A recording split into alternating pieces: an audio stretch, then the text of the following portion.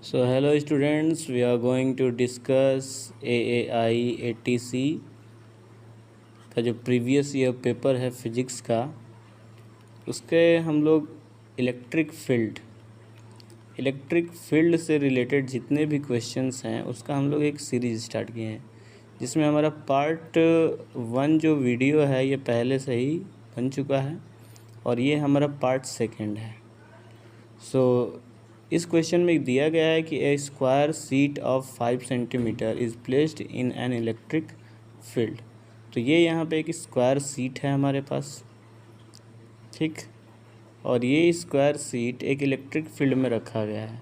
Suppose कीजिए कि ये हमारा इलेक्ट्रिक फील्ड है, इस इलेक्ट्रिक फील्ड में ये स्क्वायर शीट रखा गया। इसका जो साइड है ये 5 सेंटीमीटर है और इलेक्ट्रिक फील्ड की जो वैल्यू है वो है 1.6 इंटू 10⁴ आई कैप न्यूटन पर कूलम, ठीक।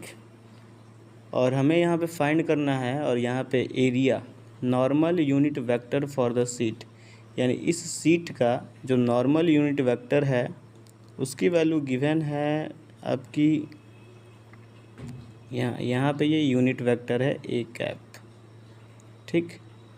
और ए कैप की वैल्यू यहाँ पे गिवन है √3/2 आई कैप प्लस 1/2 जे कैप, ये गिवन है।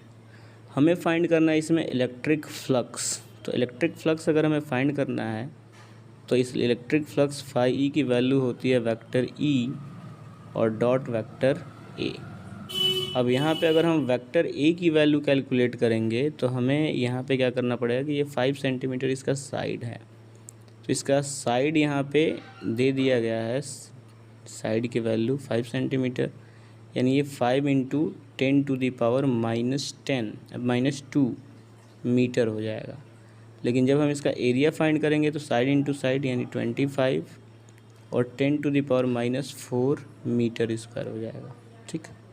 और जब हम एरिया फाइंड करेंगे तो इस एरिया में 25 इंटू 10⁻⁴ में जब हम इसका यूनिट वेक्टर इससे मल्टीप्लाई करेंगे तब हमारा वेक्टर ए यानी एरिया की वैल्यू आएगी इंटू √3/2 आई कैप प्लस ये हो जाएगा 1/2 जे कैप, ठीक।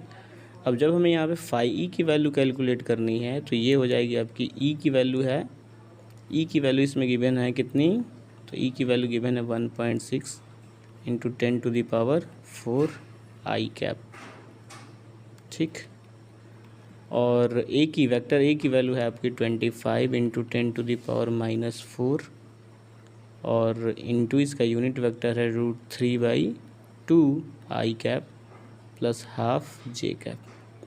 अब कभी भी हम डॉट प्रोडक्ट करते हैं तो डॉट प्रोडक्ट के केस में आई डॉट आई अगर हम करेंगे तो इसकी वैल्यू 1 आएगी, लेकिन आई डॉट जे करेंगे तो इसकी वैल्यू 0 हो जाती है। तो हम आई का आई से मल्टीप्लाई बस करेंगे, जे वाले को हम छोड़ देंगे। तो ये हो जाएगा 1.6 इंटू 25 और इंटू ये हो जाएगा हमारा √3/2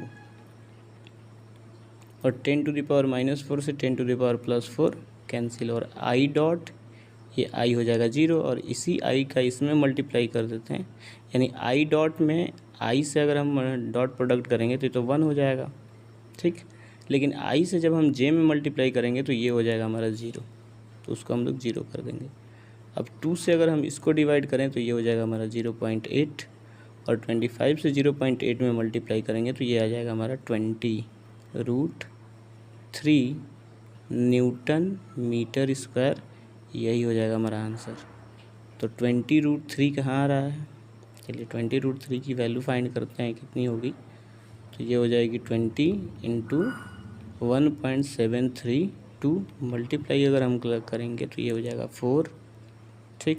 ये हो जाएगा हमारा 4 6 4 और ये हो जाएगा 2 1 जा 2 और 1 3, यानी ये हो जाएगा हमारा 34.64 न्यूटन मीटर स्क्वायर।